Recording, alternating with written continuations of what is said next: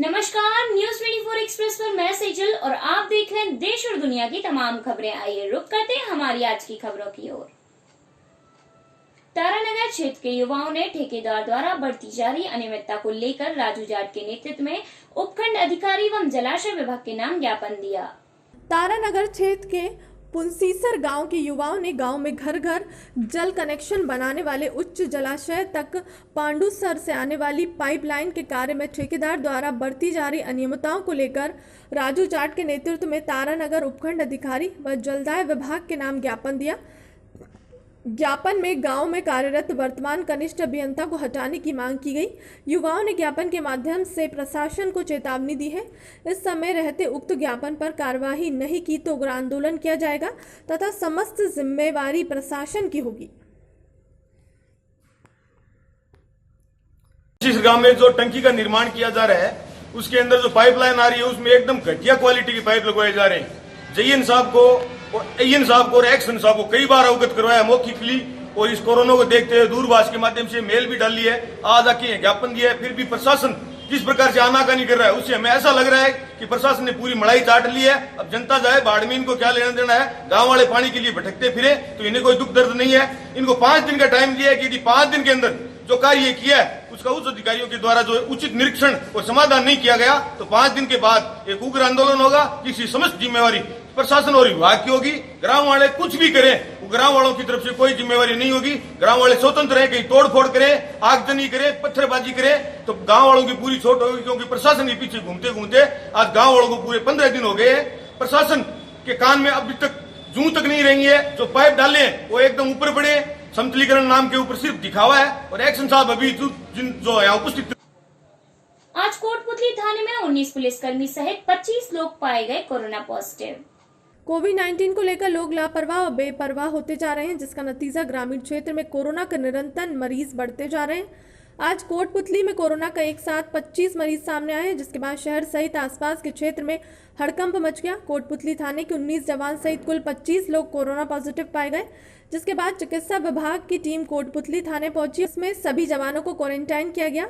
वहीं पॉजिटिव केसों की जानकारी पाकर पुलिस के आलाधिकारी भी थाने पहुंचे और सभी जवानों को दिशा निर्देश देकर चिकित्सा विभाग की गाइडलाइन पूरी करने के लिए कहा गया। BO1 कोटपुतली BCMHO रामनिवास यादव ने बताया, पिछले दिनों थाने के जवानों की रैंडम सैंपलिंग ली गई थी, जिसमें से 19 जवान पॉजिटिव पाए गए। इन सभी को लालचंद मोरीजवाला धर्मशाला में शिफ्ट किया जाएगा। यहाँ पर क्वारंटाइन सेंटर बना रखा है। कोटपुतली थाने में एक साथ आए कोरोना पॉजिटिव 19 जवानों की खैर खबर के लिए पुलिस के आला अधिकारी भी थाने पर पहुंचे और कहा, पुलिस शुरू से ही कोरोना काल में अपनी ड्यूटी निभाती आ रही है। आज थाने के 19 जवान एक साथ पॉजिटिव पाए गए हैं। चिंता की बात तो यह है, लेकिन इससे घबराने की बात नहीं है। सही गाइडलाइन समय से ही इलाज हो तो सब ठीक हो जाएगा। वहीं इस स्थिति में भी पुलिस का काम किसी भी प्रकार से नहीं रुकेगा। जयपुर लाइन में अतिरिक्त जाप्ता बुलवा कर काम को निरंतर जारी रखा जाएगा। वहीं SP रामकुमार कसवा के नाम आम जनता ने भी अपील की है कि सरकार की गाइडलाइन की पूरा पालन करें और कोविड-19 पर सही तरीके से काबू पाया जा सके। फाइनल व्यू, जिस तरह से ग्रामीण क्षेत्र में कोविड-19 को लेकर लापरवाही बढ़ती जा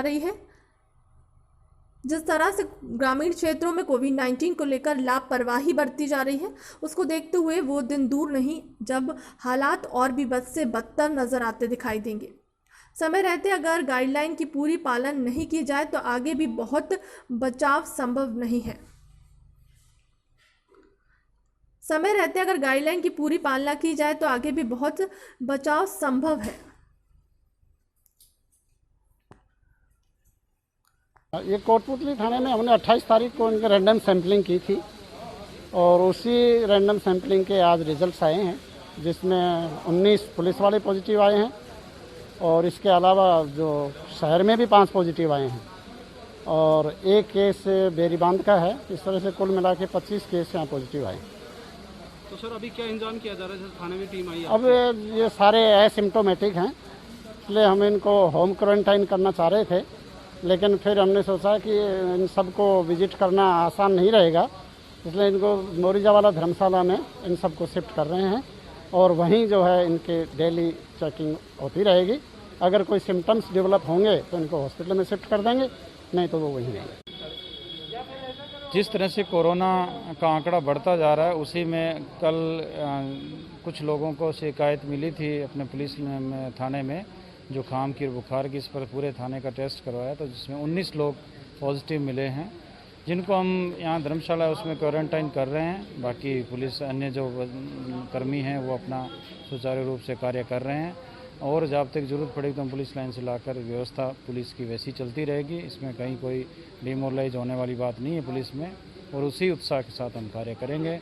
इसी संबंध में हमारा पब्लिक से यही निवेदन है कि आप सभी अपना ध्यान रखें, 2 गज की दूरी का जो मैसेज है गवर्नमेंट का वो बना के रखें, मास्क लगा के रखें और पूरे क्षेत्र में भीड़ करने की कोशिश नहीं करें, क्योंकि आज जो रेडी लगी होती है शाम को खाने की रेडियां हैं और है, उस पे मैंने देखा ज़्यादातर लोगों पे भीड़ इकट्ठी हो रही है या फिर मास्क बिना मास्क लगा के लोग पूरी पानी पूरी वगैरह ये बेच रहे हैं।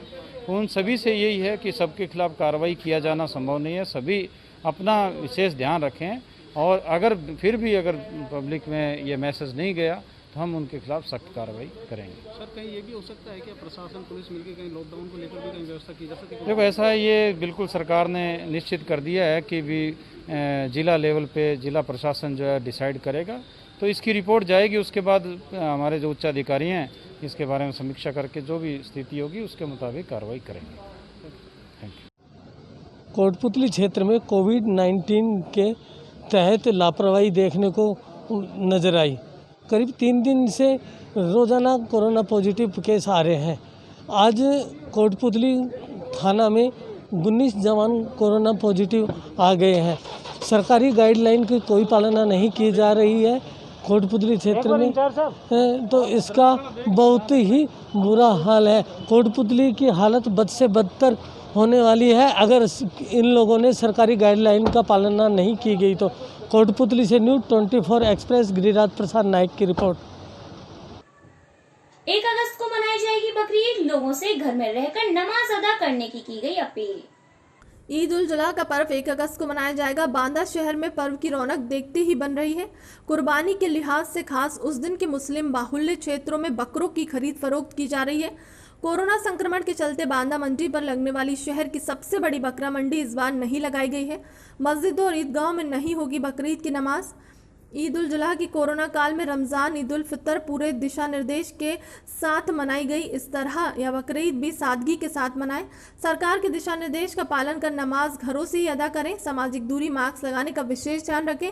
इसके साथ ही खुदा से दुआ करेंगे कि मानव जाति पर आए इस संकट से पूरी दुनिया को निजात मिल सके। जी आप जी कल त्यौहार है और क्या लोगों से अपील करना चाहेंगे आप? देखिए, मैं कल सबसे पहली बात तो कहना चाहता हूँ कि मुसलमान घर पे ही नमाज पढ़ें और कल ईद अज़हा का त्यौहार है, बकरीद जिसे कहते हैं। कुर्बानी वगैरह अगर करें तो घर के अंदर करें और गोश्त वगैरह ना बांटें और दूरियां बना के रखें, और ना ही तो उसकी फ़ोटो वगैरह व्हाट्सएप या फेसबुक पे डालें। और मैं इस कोरोना के समय में बल्कि ये कहूँगा कि सारे मुसलमानों से अपील करता हूँ कि मस्जिद न कतई न जाएं और डिस्टेंसिंग का पालन करें, कानून का पालन करें, जो भी समाजी दूरी बनाकर रखें। इसके साथ साथ ये इस वक्त जो बीमारी, ये महामारी हिंदुस्तान में फैली है, परवरदिगार आलम से दुआ है कि मौला हमारे मुल्क से इस बला को हटाए। क्या नाम है आपका? मेरा नाम एतवार अली, पेश इमाम जामा मस्जिद बबीरू।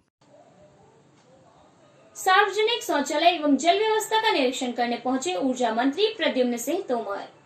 मध्य प्रदेश के ग्वालियर शहर में आज ग्वालियर के डिविजनल कमिश्नर कार्यालय मोती महल में सार्वजनिक शौचालय में गंदगी और जल व्यवस्था का निरीक्षण करने पहुंचे ऊर्जा मंत्री प्रद्युम्न सिंह तोमर।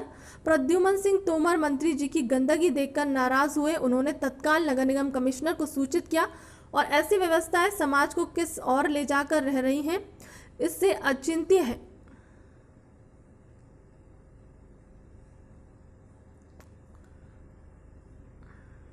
शासकीय माध्यमिक शाला गोली पाठक के अध्यापकों द्वारा किया गया गांव की बेटी का सम्मान। सरस्वती शिशु उच्चतर माध्यमिक विद्यालय की छात्रा और ग्राम गोहली पाठक की बेटी ने माध्यमिक शिक्षा मंडल द्वारा आयोजित 12वीं की परीक्षा में जिला में द्वितीय स्थान प्राप्त कर अपने विद्यालय का नाम रोशन। मैं एक गरीब घर की छात्रा हूँ, गरीब घर की लड़की हूँ। मेरे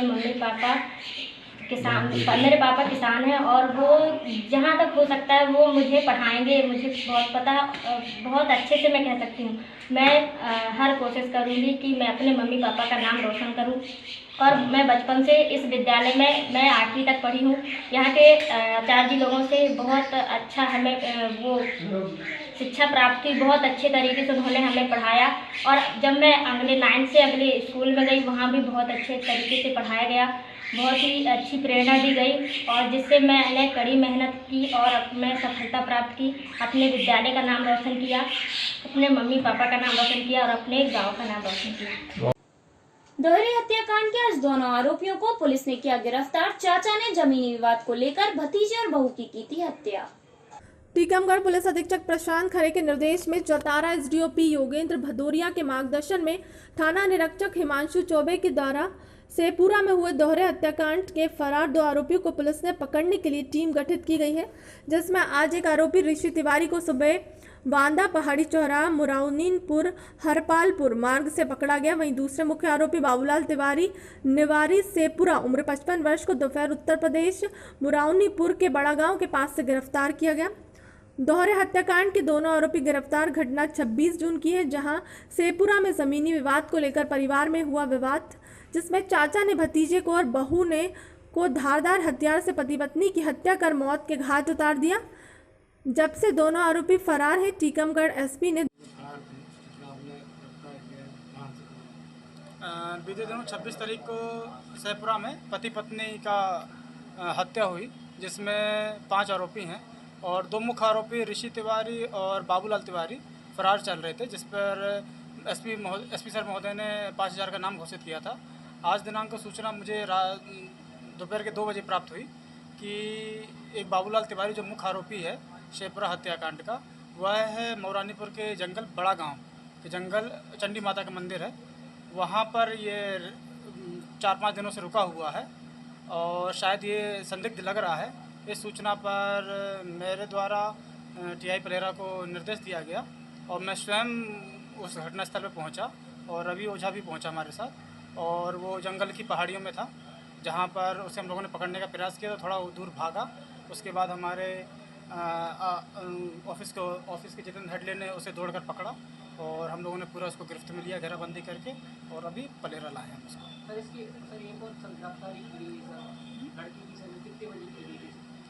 लड़के की गिरफ्तारी हम लोगों को कल सूचना मिल गई थी, उसकी गिरफ्तारी हो गई थी और आज हम लोगों ने उसकी गिरफ्तारी की है। 3 वर्षीय नाबालिग के साथ हुआ अनैतिक कार्य, घटना के पश्चात गला दबाकर उतारा मौत के घाट। 3 वर्षीय नाबालिग लड़की के साथ अनैतिक कार्य, उसके बाद गला दबाकर मौत के घाट उतारा। सागर डीआईजी ने आज कंट्रोल रूम सागर में प्रेस वार्ता कर शाहगढ़ में 3 रायगढ़ पुलिस की एक अभिनव पहल, इस रक्षाबंधन एक रक्षा सूत्र मास्क का।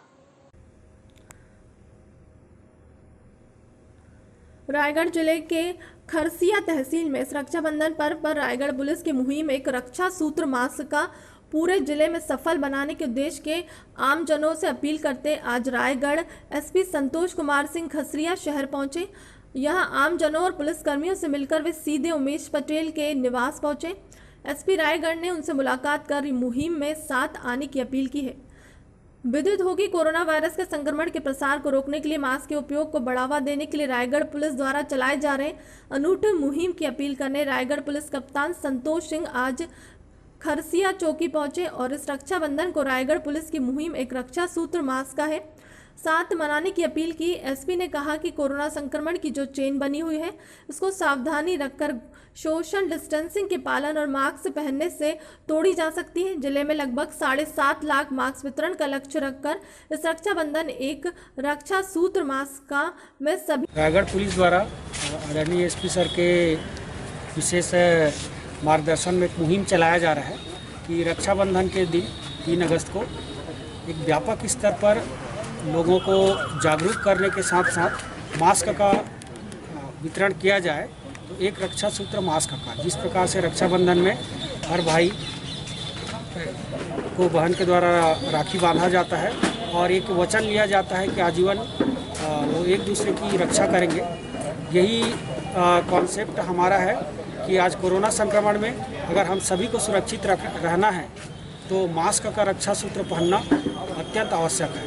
तो इस विचार को, इस संदेश को रायगढ़ के हर गांव, हर कस्बे और नगर के हर घर तक पहुंचाने के लिए रायगढ़ पुलिस ने ये मुहिम चालू किया है और इसके अभियान के चालू करते ही हमें लोगों का बहुत अधिक उत्साह और सहयोग मिल रहा है। प्रारंभ में हमारे द्वारा जब अभियान को चालू किया गया था 2 दिन पूर्व, तब हमारा प्रारंभिक लक्ष्य था 1 लाख से अधिक मास्क का वितरण करना, लेकिन जिस प्रकार से लोगों का सहयोग मिल रहा है अभी वर्तमान में हम लोग 5 लाख से भी अधिक मास्क के वितरण के लक्ष्य को पालेंगे।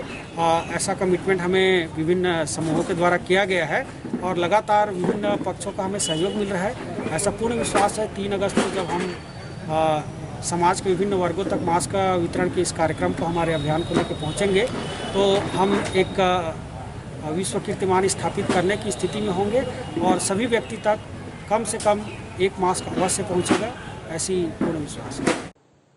कोरोना वायरस के संक्रमण के चलते कल डावी स्थित नूरी जामा मस्जिद में नहीं होगी ईद उल जुहा की नमाज।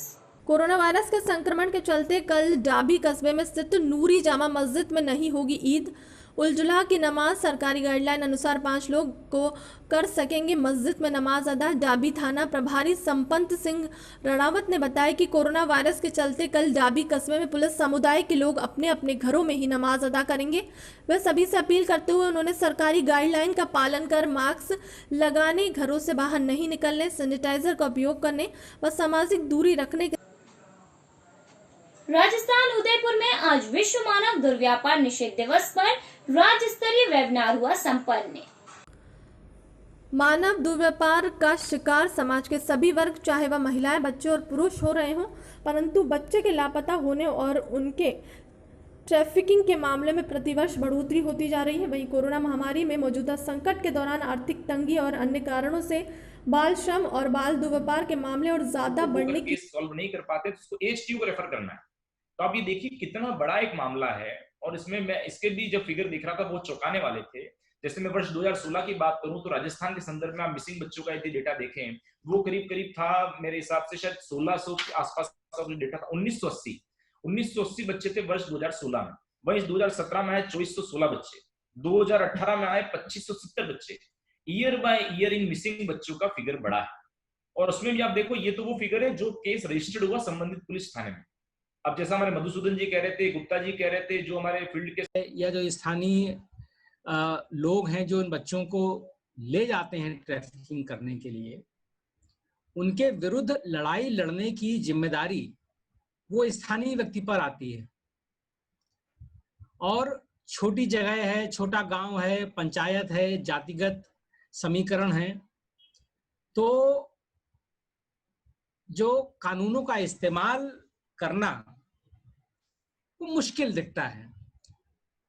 तो मुझे लगता है कि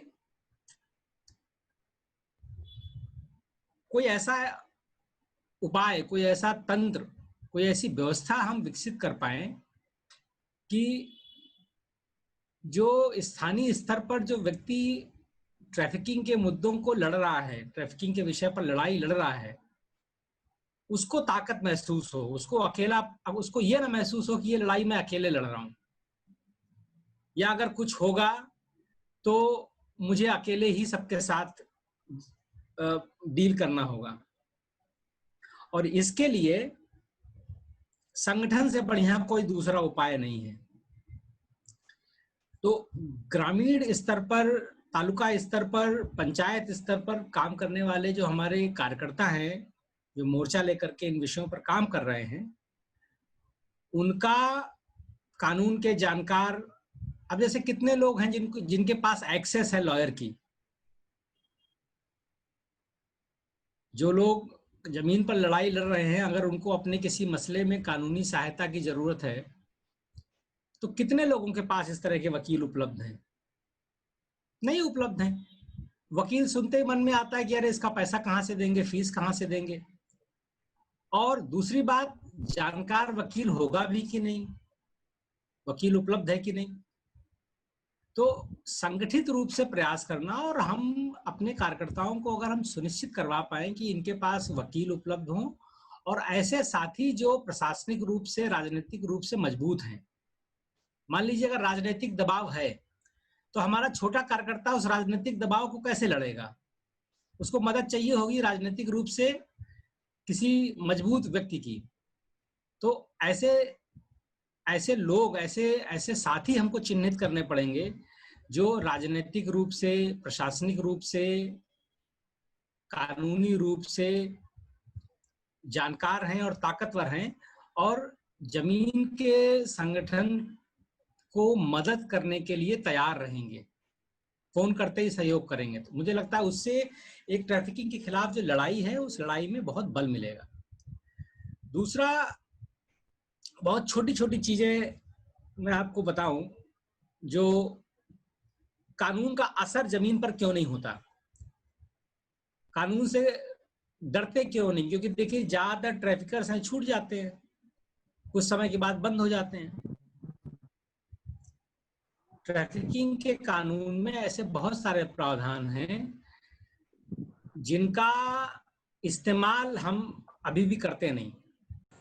आज की खबरों में बस इतना ही। देश और दुनिया की तमाम खबरों को देखने के लिए बने रहिए न्यूज़ 24 एक्सप्रेस के साथ।